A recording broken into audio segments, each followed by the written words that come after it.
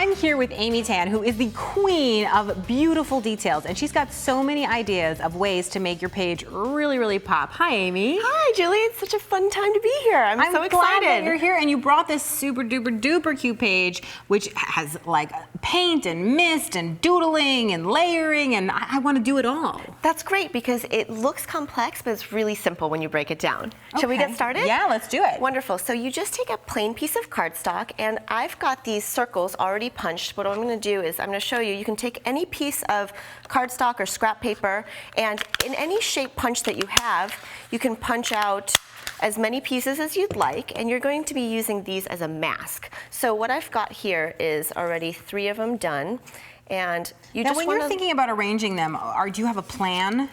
Usually I just scatter them. I don't have too much in my head, but I know that I want to focus the design kind of in a diagonal line going across. And I noticed too that you're putting them off the edge. I love that look. You know, pattern papers, usually when manufacturers make them, they're kind of neat and twisted in a way, and the design is up to you when you're creating your own. So. Yeah, and of course by going off the edge, it makes the eye continue off the edge too. Right. And of course you're working on cardboard, I'm guessing, because you got something messy coming. Yes, well this is misting, so what I'm going to do is I'm going to shake up my bottle, and I'm going to, in a very freeing fashion, go ahead and start spraying. And this is something that you can do with any kind of colors that you have, and shake it up. You know what I noticed that you're doing that's so smart is I often have a problem with paper masks where they run around on me. But you're being super smart about coming from above so that it doesn't push them. Well, one of them got pushed a little bit here, but I'm not too worried about it either because the more artsy you can make it, it feels handmade. And so with this one, instead of actually spraying, I'm going to shake it up and take off the lid. And in a downward motion, I'm adding the bigger splatters. Cool. It's a really fun effect. And now I know here's one that is already dry, and you have this cardboard which easily protects everything. Yeah, so it usually takes about 5 minutes to dry, and you want to wait until it's completely dry to do anything with it. And here, as a detail, I'm just going to take a gel pen and outline these circles kind of in a haphazard way. It doesn't have to be perfect. I actually like it when it's a little bit off. Me too, and you know what I love about these messy circles that you're doing? It's exactly what you said before. It's that handmade touch that says, this isn't manufactured, I made it, I invested my time, my energy, my caring into it. Right, I love that. You put your own creative twist on something, and people really appreciate it. So I think I'm going to now add to the background a little bit. Because I've got this color here, I want to take this circle acrylic stamp, and this is kind of a wonky circle as well. And what I'll do is I'll go ahead and mount it on the acrylic block and then just stamp it in random places. I like how well you've matched that color, and that's one of the great things too about a clear block is that we're looking exactly where we're going. We're not guessing, so you can see what you're doing. Yeah, so it doesn't look completely random, but it does look a little bit haphazard enough. Of course, if you didn't have a stamp, I was going to say to get a circle like this, you could easily use a finger dauber or any little circle thing that you might have at home. Absolutely.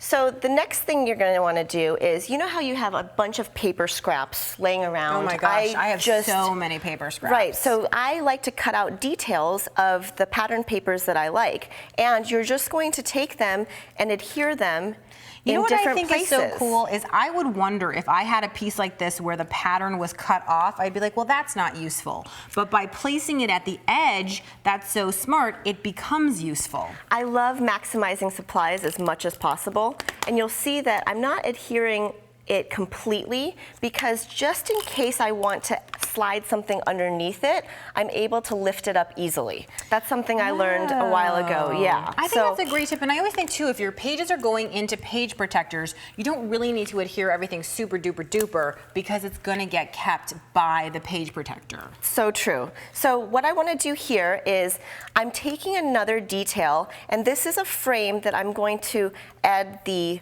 heart to by simply stapling it down. Cool. That's a great way to get it down, and that's a really cute detail. It adds a little bit of toughness almost to it. Right, it's almost a little bit masculine. And this is my son, Jack. He's having some lunch there. I was gonna say, I'm guessing he's having fun. That's right, and I think that what's great about these photos too is you've seen that I've taken details of our day, his toys, his food, and then of course he needs to be included as well. So I'm just laying it out kind of in a horizontal fashion along a line. And another tip I have is you get these wonderful stickers that you want to kind of save and hold on to, but You instead— mean hoard. I think what you mean is hoard. I didn't want to say that word, but you can maximize these too. So with these clear stickers, what's great is you can take a pair of scissors, and because I love this detail, this embellishment, I'm just going to cut it in half so I can put it in 2 different places on my page. So I've cut it in half, and I'm going to stick it down. You're cutting it in half before you take it off the backing, which makes it. I was thinking it's going to get stuck to your hand, and how you're going to do that. It's just easier for me to do that. So I found that. And of course, it means if you're doing a second layout, you wouldn't even have to use this both on the same layout. You could use it on 2 different because it's already saved on the back. Exactly. You Clever. can save it, and so you can kind of get your. There's that tip right there. So you lifting lifted that it up and then lining it up under there so it looks like I intentionally tucked it. Very, very cool. So what I want to do now is do the title work. And I love adding just different alphabet stickers and different fonts and colors. So I've got these translucent ones that I can start layering down here, and then I can put the thicker ones on top. These are foam stickers, and then I can take the smaller ones and go down here. So you know what I love about this, Amy, if we just take a moment to look at the selection you have here. First of all, if we look at the colors that we have in the background, I can easily see that we have white, so we have white. We have yellow, and we have yellow. We have red or pink, and we have the red and the pink, and so it all coordinates. And if I look down at your finished layout, I can see how well the layering of the different fonts, the different styles, the thickness, the size, all of it coordinates together. But you know what is even more interesting to me is look at the sample layout that you have here has 1 set of photos. You have put a different set of photos in using the exact same techniques, even the same products, and that already makes it look so different, which is really cool.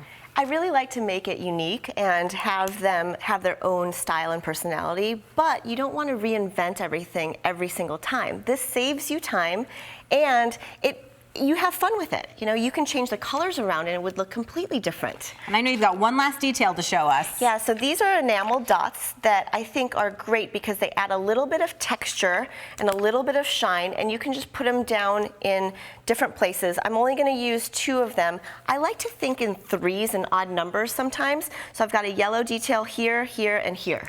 Perfect. I love it. So many fantastic details.